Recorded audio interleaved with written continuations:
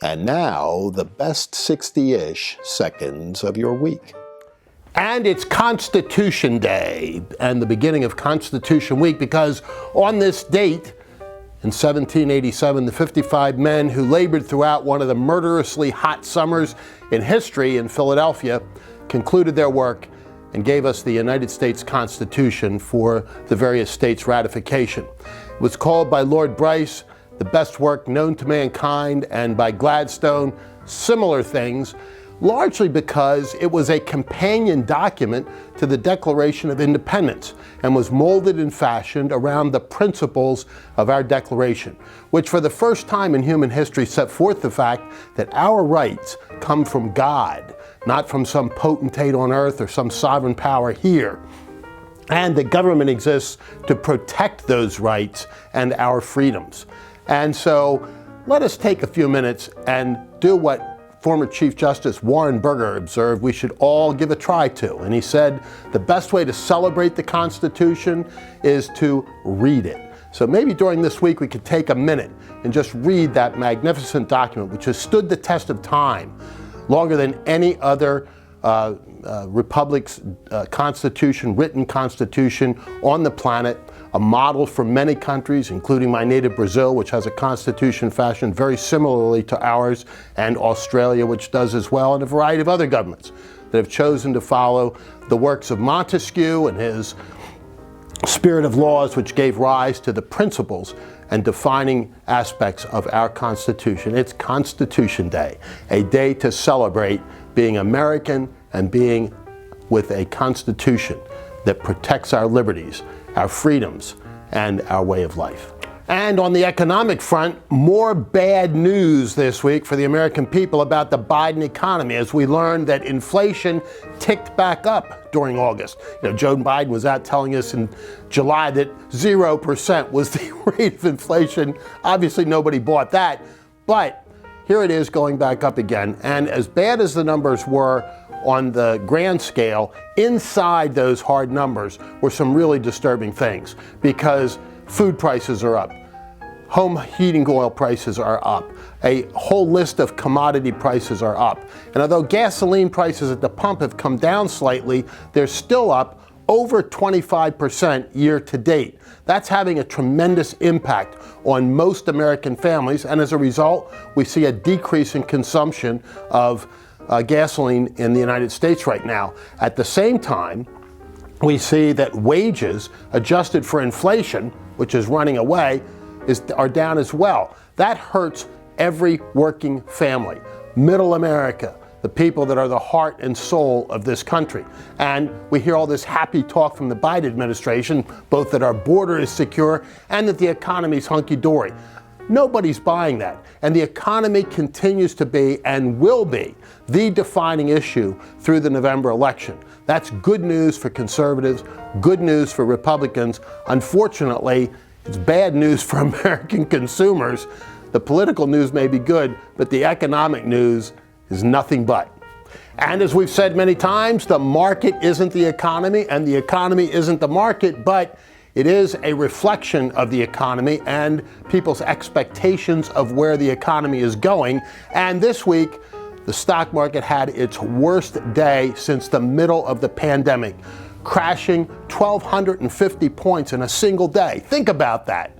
When Ronald Reagan became president, the market in its totality wasn't at 1,000 points. And today we see a crash of over 1,000 points on a single day, on the heels of the announcement of the inflation numbers for August. It's not a pretty picture. The Biden economy isn't working for the country. It's not working for the working families of this country. And the reason that we've spiked in inflation is because of the profligate spending that the Biden administration is doing and are now ramping up and celebrating. Ultimately, policies that provide subsidies, including the student loan deal, increase inflation. And that is what we're seeing right now. And we'll see more of it as the plans of the Biden administration continue to roll out, providing subsidies and spending of money that we really just don't have. And back in my home state of Pennsylvania, as we move deeper into the fall, the two races with national implications are in full swing. One for the U.S. Senate seat currently held by Pat Toomey, the other for an open gubernatorial seat left vacant because of term limits on our current governor. And on the Senate side, a vital race if the Republicans are to take control of the Senate next year, and Mehmet Oz and John Fetterman are locked in a pretty tight battle. The issue that's emerging, though, is the health of John Fetterman. He's not been able to debate, and he said he'll only agree to one. They finally have said it's going to be in late October. Unfortunately, after an awful lot of votes have already been cast in Pennsylvania because of early voting. But what he hasn't done is given the people of Pennsylvania full access to his medical records. He's dribbed out a little bit here and there that paints a relatively good picture for his long-term success and prognosis, and obviously everybody prays that he's going to be perfectly well and recover fully. But in the meantime, we have a right to know what's going on and what the doctors are telling him about both the short-term and long-term prognosis, and whether or not he's capable of serving in the United States Senate, a body that engages in debate as their number one function. And whether he's not able to debate in Pennsylvania gives rise to the question of whether or not he's able to do that in Washington, D.C. And on the governor's side, we see a relatively heated race there as well. Josh Shapiro, who's been running for governor since he was in high school, is the Democrat candidate. Doug Mastriano, the Republican candidate, is right on his heels. A Quinnipiac poll out this week shows it within a margin of error, the slimmest of margins, in a state where Democrats outnumber Republicans by 500,000 votes. Republicans always have an uphill climb in Pennsylvania, but because of the national conditions and the mood of the electorate, people wanting the restoration of their freedoms from the lockdowns, shutdowns, and mandates of the pandemic, and looking to curb inflation and get an economy that works for them again, where economic growth is the name of the day rather than inflation and curbing production. Watch what happens in November, because between now and then, a lot will go on in these campaigns, but the Republicans have a real shot here in the Keystone State. And sadly this week, we mourn the loss of Judge Ken Starr, who is most noted for his prosecution of the Whitewater case, which led to the impeachment of Bill Clinton as president, but who served with great distinction, both as a judge appointed to a federal court while still in his 30s, and as president of Baylor University, and prior to that as dean at Pepperdine. He had a distinguished career and gave so much to the American people. May he rest in peace. And of course, the world is mourning the loss of Queen Elizabeth II.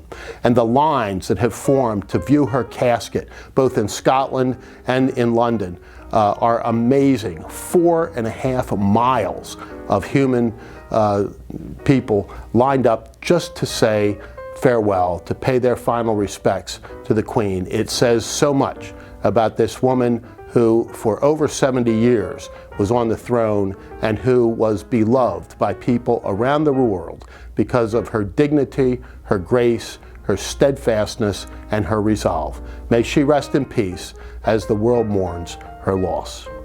And for now, that is the best 60-ish seconds of your week.